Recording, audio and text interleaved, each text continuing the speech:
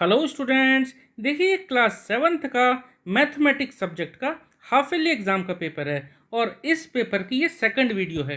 पहली वीडियो में हमने सेक्शन ए कवर किया था। सेक्शन ए के सारे क्वेश्चन और सेक्शन बी के सारे क्वेश्चन हमने डिटेल में एक एक करके करे थे। ठीक है, सारे क्वेश्चन आपको ठीक से समझ में आ गए थे। अब चलिए करेंगे सेक्शन सी।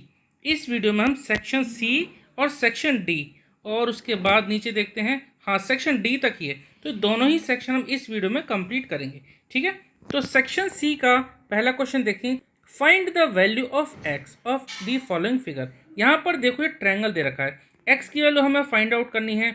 यहाँ देखो ये एंगल पी ये कितना है, 90 डिग्री है। अब हमें ये एक्स की वैल्यू फाइंड आउट करनी है। देखिए एक ट्रायंगल में तीनों एंगल का सम आपको पता है कितना होता है, 180 डिग्री। तो आप यहाँ से ऐसे लिख सकते हैं 90 डिग्री प्लस 30 प्लस एक्स। ठीक है, और इन तीनों का एंगल का सम कितना होगा, 180 डिग्री। यहाँ तक तो आपको कोई दिक्कत वाली बात नहीं रही होगी। ध्यान रखना ये एंगल 90 है, ये 90 डिग्री की पहचान है। अब यहाँ से इन दोनों को जोड़ देते हैं और दूसरी तरफ हम भेज देंगे इक्वल के उधर। तो एक्स को हमने इधर ही रखा और 180 डिग्री है इधर, और यहाँ से 90 प्लस 30 कितना हो जाएगा, 120, और 120 को उधर भेजेंगे दूसरी तरफ माइनस में। ठीक है, माइनस करके आप आसानी से एक्स की वैल्यू निकाल सकते हैं, कितना आ जाएगा, 60 डिग्री। ठीक है, तो एक्स हमारा आगे कितना, 60 डिग्री। क्लियर है। चलिए नेक्स्ट क्वेश्चन देखेंगे, क्वेश्चन नंबर 20। क्वेश्चन नंबर 20 करेंगे, verify by drawing a diagram if the median and altitude of an isosceles triangle can be same. तो यहाँ पर एक डायग्राम बना के हमें ये प्रूव करना है, वेरीफाई करना है कि एक ट्रायंगल की मीडियन और अल्टीट्यूड, कौन से ट्रायंगल की, अगर वो ट्रायंगल हो आइसोसेलेस ट्रायंगल तो उसकी मीडियन और अल्टीट्यूड सेम ही होंगी। चलिए इसके लिए हम एक पहले आइसोसेलेस ट्रायंगल बना लेते हैं। ठीक है, इस तरह का हम एक आइसोसेलेस ट्रायंगल बना लेते हैं।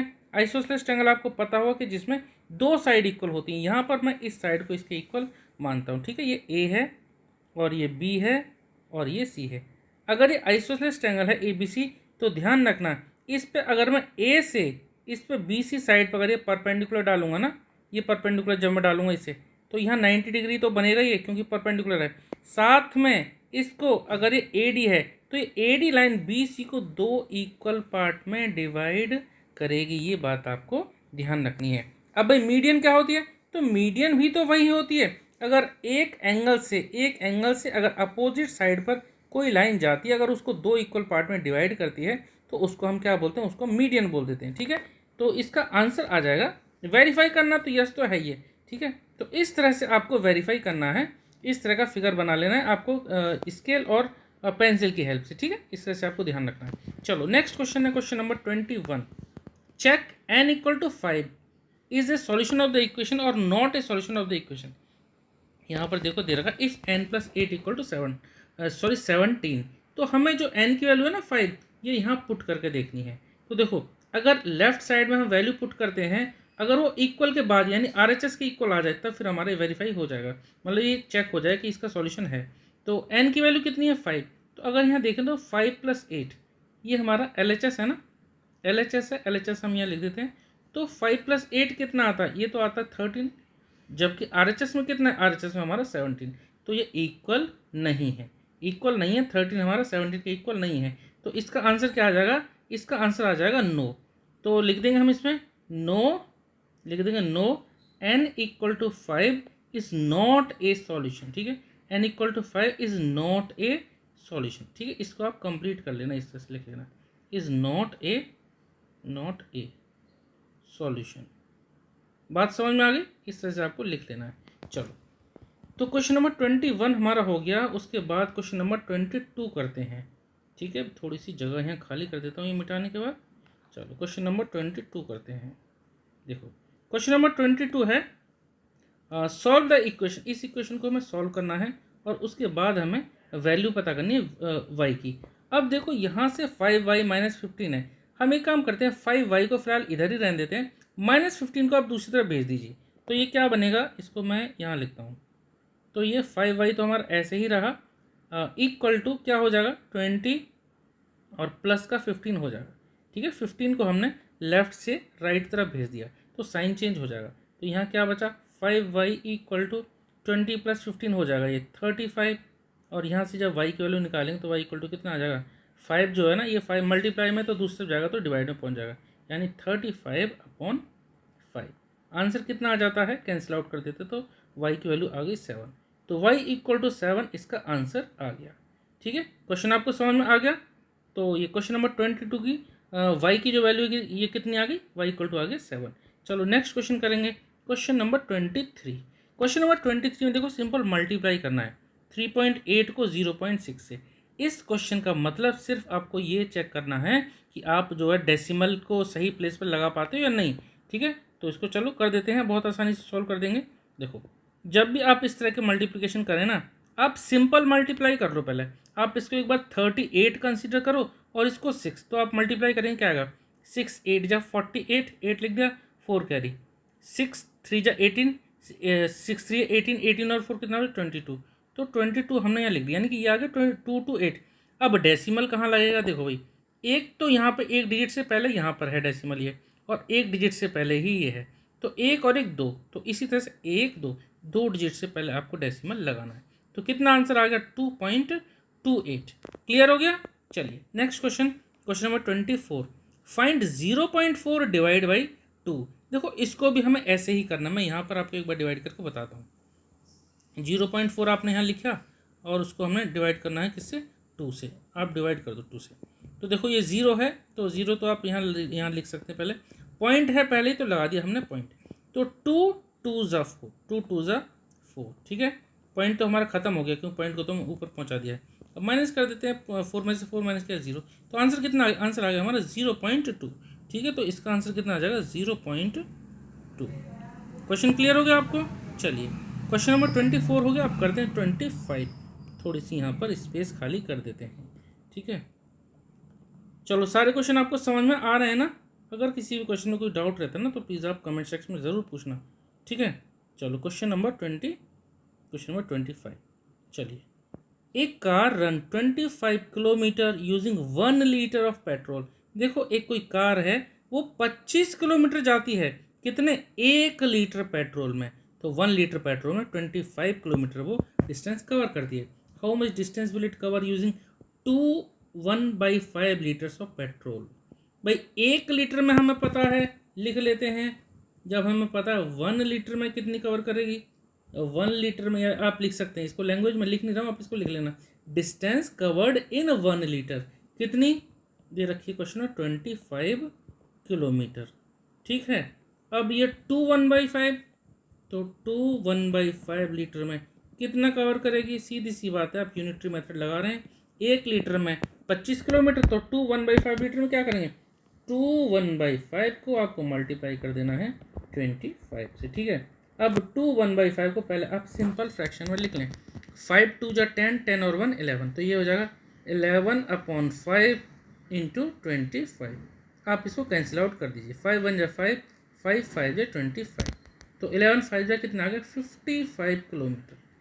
55 किलोमीटर ये गाड़ी कवर करेगी, कितने, 2 1/5 लीटर में कितनी डिस्टेंस होगी, 55 किलोमीटर। ठीक है, क्वेश्चन आपको समझ में आ गया, आसान था। ठीक है, चलिए नेक्स्ट क्वेश्चन करेंगे। नेक्स्ट क्वेश्चन है, देखिए, find the product of, find the product, तो प्रोडक्ट हमें निकालना है, ये मैं मिटा देता हूँ। ठीक है, नहीं तो अगले क्वेश्चन के लिए जगह नहीं बचेगी। अगर आपको थोड़ा सा ज़्यादा हो रहा है, मतलब मैं आगे हूँ आप पीछे, तो आप एक काम कीजिए, वीडियो को पॉज करके फिर आप सोल्यूशन नोट कर लीजिए। ठीक है, चलिए क्वेश्चन नंबर 26 में फाइंड द प्रोडक्ट, हमें प्रोडक्ट पता करना है। एक काम करते हैं, पहले देखो 25 है, यहाँ पर -10 है, फिर ये -20 है, इंटू -1 है। पहले देखो माइनस कितने हैं, देखो -1 तो यहाँ पर है, माइनस के साथ 10, माइनस यहाँ पर है, एक माइनस यहाँ पर है, एक माइनस यहाँ पर, मतलब कि 3 माइनस है। सबसे पहले आप देखो आंसर हमारा माइनस में आएगा कि प्लस में आएगा, 3 क्या होता है, ऑड होता है, तो आंसर हमारा ध्यान रखना माइनस में ही आएगा। अब इनको मल्टीप्लाई कर दो, देखो 25 को 10 से मल्टीप्लाई कर दो, फिर 20 से मल्टीप्लाई कर दो। आप एक काम करो, इन दोनों को आप आराम से मल्टीप्लाई कर सकते हैं, जो आपको आसान लगे ना मल्टीप्लाई में आप वो ले लो। पहले जैसे मैंने लिख दिया, पहले लगा दिया मैंने माइनस, फिर उसका 25 इंटू 10 इंटू 20। ठीक है, और इंटू 1 लगाएं ना लगाएं उससे कोई फ़र्क नहीं पड़ेगा, मल्टीप्लाई करेंगे 1 से तो उतना ही आ जाएगा। तो कितना आ जाएगा माइनस का, वो 25 को 20 से कर दो, 25 2 जा 50। ठीक है, 25 2 जा 50, एक जीरो तो एक जीरो लगा दे, इंटू 10 कितना आ गया, माइनस का 5000 आ गया। ठीक है, क्वेश्चन आपको समझ में आ गया, ये इसका आंसर आ गया। चलिए क्वेश्चन नंबर 27 करते हैं। क्वेश्चन नंबर 27 में देखो हमसे पूछा है मीडियन, और मीडियन के लिए क्या करते हैं, जो हमारे ये जो नंबर्स हैं ना, इन सभी जो हमारी वैल्यूज़ हैं इन सबको पहले या तो आप इंक्रीजिंग ऑर्डर में या फिर आप डिक्रीजिंग ऑर्डर में पहले अरेंज कर लो। तो सबसे छोटे से बड़े की तरफ हम चलते हैं। चलो, तो सबसे छोटा हमारे पास फिलहाल है 12। ठीक है, तो लिख लिया हमने 12। 12 के बाद दूसरा नंबर कौन सा है, देखो एक और 12 है, तो मतलब एक 12 ये, एक 12 ये, एक दो, हाँ दो ही 12 है। ठीक है, लिख दिया हमने दो 12। उसके बाद देखो 13 कितने हैं, एक 13 ये है, एक 13 ये है, दो ही 13 है। ठीक है, लिख देते हैं 13 और एक और 13। ठीक है, 13, 13। उसके बाद 14 कितने हैं, एक 14 ये, एक 14 ये, एक 14 ये, 3 बार 14 है, लिख देते हैं। चलो 14, 14 और ये 14। उसके बाद 15 है, 15 तो नहीं है, चलो कोई बात नहीं, आगे बढ़ते हैं। 16 है, तो 16 कितने बार है, देखो 16 है एक बार, 16 यहीं पर है बस, 16 दूसरा नहीं है। 16 के बाद दूसरा नंबर कौन सा आ रहा है, 19 आ रहा है। ठीक है, तो 19 लिख देते हैं, 16 के बाद लिख देते हैं 19। जरा चेक करें कितने नंबर हैं, 1 2 3 4 5 6 7 8 9। ठीक है, ध्यान रखना हम क्या निकाल रहे हैं, मीडियन। यहाँ पर आपको फिलहाल कैलकुलेशन की ज़रूरत नहीं पड़ेगी, मीडियन निकाल रहे हैं। नंबर कितने हमारे 9। तो जब भी आपको ऑड नंबर मिले, यहाँ पर n है हमारा कितना 9, और 9 हमारा क्या होता है, 9 है हमारा ऑड। तो ऑड के लिए जब हम मीडियन निकालते हैं ना, तो मीडियन होती है, देखो मैं लिख के बताता हूँ, मीडियन होती है जो हमारा ऑड नंबर हो उसमें 1 जोड़ दो, 9 + 1 और जो भी आएगा अपॉन 2 करके इतनी यथ टर्म, यानी 9 + 1 कितना, 10, 10/2 कितना, यानी कि फिफ्थ टर्म होगी हमारी मीडियन सॉरी। तो यहाँ पर देखते हैं 1, मैं कलर दूसरा लेता हूँ, ये देखो 1 2 3 4 5, तो ये हमारी मीडियन हो गई। ठीक है, तो मीडियन हमारी कौन सी आ गई, मीडियन आ गया हमारा 14। ठीक है, तो लिख देते हैं मीडियन = 14। क्लियर हो गया, तो मीडियन कितना आ गया हमारा 14, समझ में आ गया ना। चलो ये 14 है, 1.4 नहीं 14 है। चलो नेक्स्ट क्वेश्चन करते हैं, चलिए नेक्स्ट क्वेश्चन करते हैं, उससे पहले इसको मिटा देते हैं। ठीक है, क्वेश्चन नंबर 28 में हमें सॉल्व करना है, और ये इक्वेशन दे रखी है। देखिए a/5 = 7/15। एक काम कर सकते हैं, 5 को आप यहाँ क्रॉस मल्टीप्लाई में ऊपर पहुँचा सकते हैं। a की वैल्यू तो हमें फाइंड आउट ही करनी है, तो a को आप इधर ही रहने दो। a के साथ 5 डिवाइड में है, तो डिवाइड में है तो दूसरी तरफ कहाँ जाएगा, मल्टीप्लाई में जाएगा। तो 7 × 5 और अपॉन में है ये 15। ठीक है, 5 से 15 काट देते हैं, 5 1 जा 5, 5 3 जा 15, कितना आएगा, यहाँ 7 × 1, 7 × 1 ऊपर है और नीचे कितना है, नीचे 3, तो 7 1 जा 7, यानी ये आ गया 7/3। ये इसका आंसर आ गया। चलिए सेक्शन सी हमारा कंप्लीट हो गया, अब करते हैं सेक्शन डी। ठीक है, सेक्शन डी कंप्लीट करेंगे। चलो सेक्शन डी का question number, define the linear pair of angles and supplement angle with examples and figure. Define मैं यहाँ नहीं लिख रहा हूँ, मैं आपको समझा देता हूँ कि लीनियर पेयर क्या होते हैं, सप्लीमेंट्री एंगल क्या होते हैं। देखो जब हमारी स्ट्रेट लाइन होती है इस तरह से, ठीक है, और उस पर एक दूसरी लाइन अगर आके कट करे, इस तरह से कोई कट करे, ठीक है, तो एक एंगल इधर का और एक एंगल इधर का, इनको हम बोलते हैं क्या, लीनियर पेयर। ये ए है और ये है एंगल हमारा बी, तो एंगल ए और एंगल बी क्या है, हमारे लीनियर पेयर है। बात समझ में आ गई। और हमेशा जो लीनियर पेयर होते हैं ना, उनका सम 180 डिग्री आता है। ठीक है, ए + बी ये होगा हमारा किसके बराबर, 180 डिग्री के बराबर। और ये क्या है, ये है लीनियर पेयर। क्लियर हो गया। चलिए इसके बाद क्या है, इसके बाद पूछा सप्लीमेंट एंगल्स। सप्लीमेंट एंगल्स वो होते हैं जिनका सम 180 डिग्री हो। तो क्या आप कह सकते हैं कि linear pair always form supplementary, बिल्कुल कह सकते हैं। ठीक है, सप्लीमेंट्री एंगल में क्या होगा कि उन एंगल का सम 180 डिग्री होगा, लेकिन लीनियर पेयर में हमेशा दो ही एंगल होंगे। सप्लीमेंट्री में इस तरह से हो सकता है, जैसे एक लाइन खींची, ये कोई एक लाइन कट करी, ये कोई एक लाइन कट करी, मतलब कि एक एंगल ये बना, मान लो मैं इसका नाम दिया मैंने ए, ये एंगल हो गया हमारा बी और ये एंगल हो गया हमारा सी। तो यहाँ पर angle A plus angle B plus angle C, इन तीनों का sum 180 degree, A plus B plus C = 180 degree. इनको हम जनरली लीनियर पेयर नहीं बोलते हैं, इनको हम बोलेंगे सप्लीमेंट्री। ये क्या है, सप्लीमेंट बना रहे हैं, ये सप्लीमेंट है। ठीक है। एक लाइन पे तीनों एंगल का सम 180 डिग्री है। हमेशा ध्यान रखना सप्लीमेंट एंगल वो एंगल होते हैं जिनका सम 180 डिग्री होता है। ठीक है, आगे बढ़ते हैं। क्वेश्चन नंबर 30 करेंगे। Lakshmi's father is 49 years old. Lakshmi के जो फादर है ना, उनकी एज दे रखी है 49 ईयर। ठीक है, और साथ में ये भी दे रखी है कि वो 4 साल ओल्ड हैं। किससे? 3 गुना लक्ष्मी की एज से। लक्ष्मी की एज अगर x है तो हम यहाँ पहले ले लेते हैं लेट एज ऑफ लक्ष्मी, या फिर आप इसको लक्ष्मी एज इस तरह से लिख लीजिए, लक्ष्मी और उसके आगे अपॉस्ट्रोफी एज, यानी लक्ष्मी की जो एज है वो है कितनी? x मान लिया मैंने। ठीक है, तो उसके पापा की एज कितनी होगी? देयरफॉर यहाँ लिख देते हैं लक्ष्मीज फादर। लक्ष्मी के जो फादर हैं उनकी एज कितनी होगी? देखो यहाँ दे रखा है ना 4 ईयर ओल्डर, यानी 4 प्लस, देखो 4 ईयर ओल्डर तो 4 प्लस 3 टाइम्स, यानी 3 गुना लक्ष्मी की एज से, तो 4 प्लस 3x। बात आपको समझ में आ गई। और ये जो लक्ष्मी के फादर की जो एज है वो क्वेश्चन में गिवन है 49 ईयर। तो इक्वल टू में आप इसको लिख सकते हैं इस तरह से 4 प्लस 3x, और इक्वल टू में आप इसको लिखेंगे कितना? 49। क्लियर है?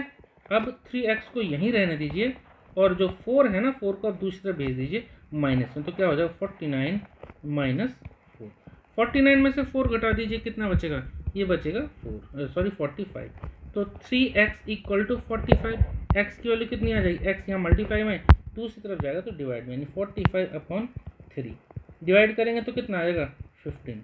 तो x यानी लक्ष्मी की एज कितनी आ गई? 15 ईयर। ठीक है, बात आपको समझ में आ गई। तो यहाँ क्वेश्चन में हमसे क्या पूछा था? हमसे पूछा था व्हाट इज लक्ष्मीज एज। तो यहाँ पे आप लिख सकते हैं लक्ष्मीज एज, यहाँ जगह कम बची है, आप इसको लिख देना, मैं कोशिश करता हूँ यहाँ लिखने की। लक्ष्मीज एज इक्वल टू कितनी? 15 ईयर। ठीक है, 15 ईयर। क्वेश्चन समझ में आ गया आपको? चलो नेक्स्ट क्वेश्चन करते हैं, और उससे पहले यहाँ पे थोड़ी सी जगह खाली कर देते हैं। ठीक है, क्वेश्चन नंबर 31 देखते हैं। P Q R is a triangle right angled at P. तो चलो पहले एक राइट एंगल ट्राइंगल बना देते हैं जो कि पी पर 90 डिग्री बनाएगा। ठीक है, इस तरह से हमने एक ट्राइंगल बना दिया जो कि पी पर 90 डिग्री बनेगा। तो ये हमारा एंगल है 90 डिग्री। ठीक है, इसको नाम हम दे देते हैं, ये इस एंगल का नाम क्या है? पी। उसके बाद पी क्यू आर है, पी क्यू आर, ये एक ट्राइंगल हमारा हो गया। ठीक है, अब जो बाकी की चीज़ें हैं वो यहाँ लिख देते हैं। यहाँ देखिए क्वेश्चन में पी क्यू दे रखा है 10। ठीक है, लिख देते हैं, ये हो गया कितना? 10। उसके बाद पी आर दे रखा है 24। पी आर ये दे रखा है कितना? 24, लिख देते हैं 24। ठीक है, ये सब सेंटीमीटर में। हमें क्यू आर फाइंड आउट करना है। तो देखिए क्यू आर ये हमें फाइंड आउट करना है। तो देखिए आपको पता होगा जब भी कोई राइट एंगल ट्रायंगल होता है तो हम वहाँ पर पाइथागोरस थ्योरम लगा देते हैं। ठीक है, तो मैं यहाँ लिख देता हूँ बाई पाइथागोरस थ्योरम। ये बहुत इंपॉर्टेंट थ्योरम है, इसका आगे भी काफ़ी यूज़ है। ठीक है, तो मैं लिख देता हूँ बाई पाइथागोरस थ्योरम। तो पाइथागोरस थ्योरम के अकॉर्डिंग यहाँ पर क्या होगा? हाइपोटेन्यूज जो 90 डिग्री है इसके जस्ट अपोजिट साइड क्या होती है? हाइपोटेन्यूज।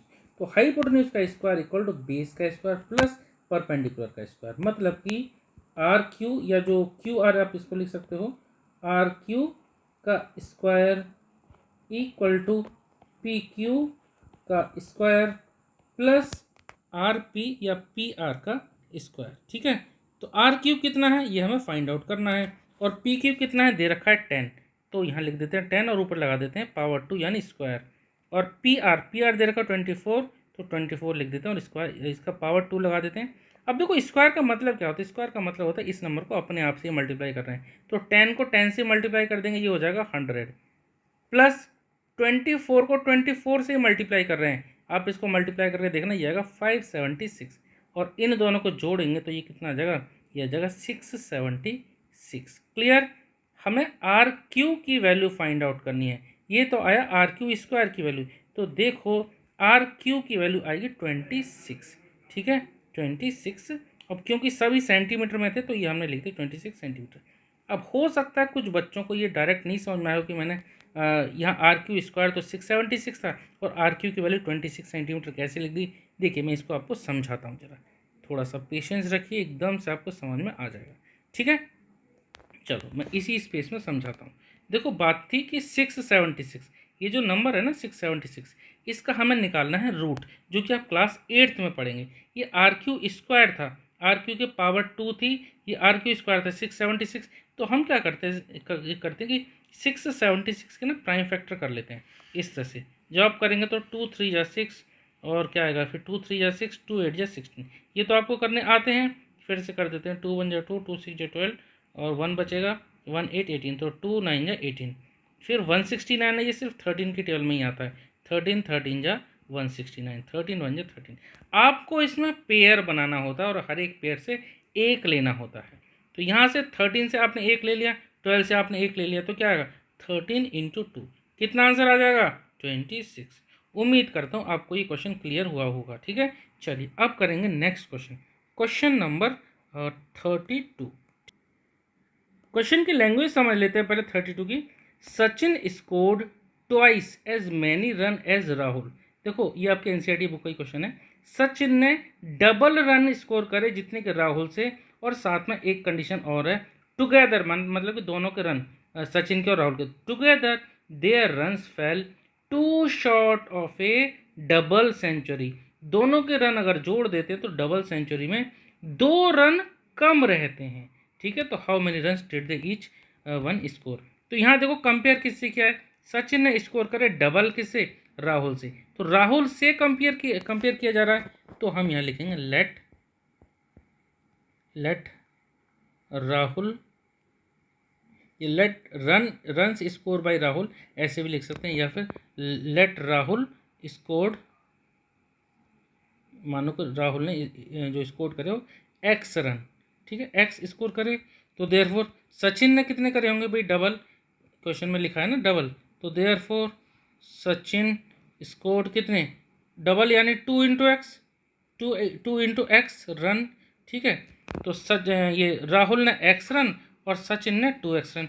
अब क्योंकि क्वेश्चन में बोला ना कि दोनों के, तो दोनों के यानी कि इन दोनों को जोड़ देते हैं, x प्लस 2x।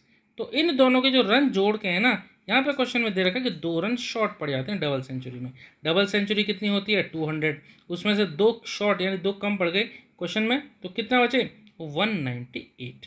तो x प्लस 2x कितना होगा, x प्लस 2x को जोड़ दिया जाएगा 3x इक्वल टू 198। अब आपको x की वैल्यू निकालनी है, तो x के साथ 3 मल्टीप्लाई में, तो दूसरी तरफ ले जाएंगे इसको डिवाइड में, तो x इक्वल टू कितना जाएगा 190 डिवाइड बाई 3। डिवाइड कर दीजिए, 3 1 जा 3, नीचे तो 1 आ गया, ऊपर 3 6 जा 18, 1 8 3 6 जा 18, 1 8 3 6 जा 18। ठीक है, तो कितने 66 रन स्कोर करे, कितने, x क्या था हमारा राहुल। तो क्वेश्चन में हमसे पूछा था क्या, क्वेश्चन में हमसे पूछा था how many run did they each one score. तो देखो लिख देते हैं राहुल से स्कोर, चलो कितने 66 रन।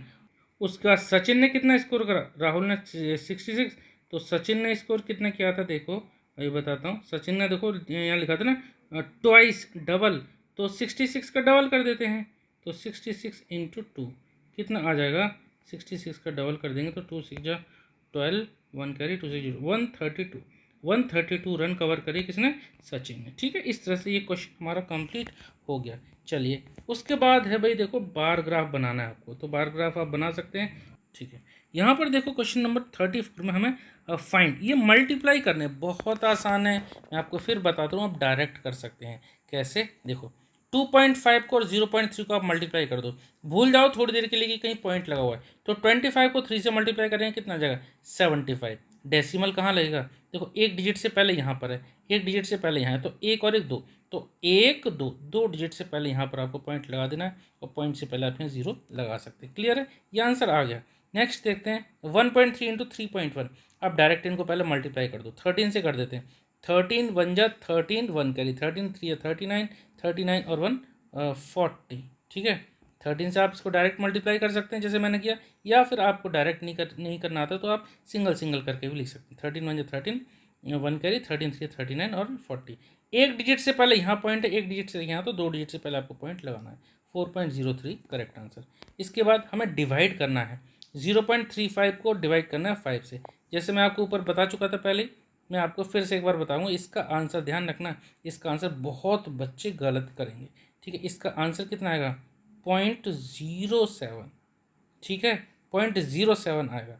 अगर आपको इस पार्ट में दिक्कत रहती है तो मैं आपको इसके लिए ना एक अलग डिवाइड करके आपको बता दूंगा, ठीक है। चलो क्वेश्चन नंबर ये डी वाला देखते हैं। 0.78 डिवाइड करेंगे 100 से, तो यहाँ देखो 100 में कितनी जीरो है 2, तो आप पॉइंट को लेफ्ट में 2 डिजिट और ले जाओ इधर।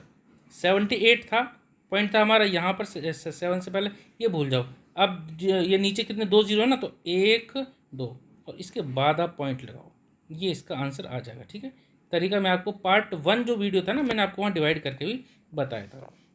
तो देखिए ये हमारा कंप्लीट पूरा का पूरा पेपर हमने सॉल्व कर दिया। क्लास 7 का एक फुल पेपर था और ये ज़रूर आपको ज़रूर ट्राई करना चाहिए, क्योंकि बहुत सारे क्वेश्चन इसमें हैं जो कि आपके पूरे के पूरे सिलेबस को कवर किए हुए हैं, ठीक है। तो उम्मीद करता हूँ आपको ये सभी क्वेश्चन समझ में आए होंगे। अगर आपको किसी क्वेश्चन में डाउट रहता है तो प्लीज़ आप कमेंट सेक्शन में ज़रूर पूछना, और बाकी अगर किसी दूसरे पेपर का आप सॉल्यूशन चाहते हो तो वो भी आप कमेंट सेक्शन में ज़रूर पूछें। चलिए मिलते हैं नेक्स्ट वीडियो में। Okay, thank you.